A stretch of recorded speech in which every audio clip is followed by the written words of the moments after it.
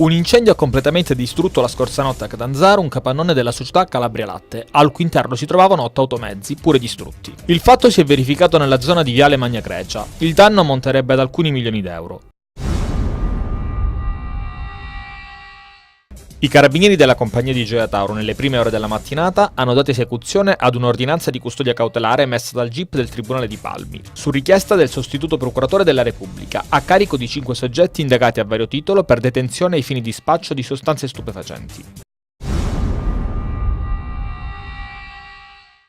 L'assessore regionale alle politiche del lavoro e alla formazione Francesco Antonio Stillitani, insieme ai dirigenti del Ministero del Lavoro, hanno incontrato nella sede dell'assessorato, in via Lucrezia della Valle a Catanzaro, i rappresentanti delle 5 province calabresi e delle organizzazioni sindacali di categoria. Oggetto dell'incontro è stata la definizione delle azioni per riqualificare e rafforzare i sistemi per l'impiego locali, previsti nel progetto Click Lavoro.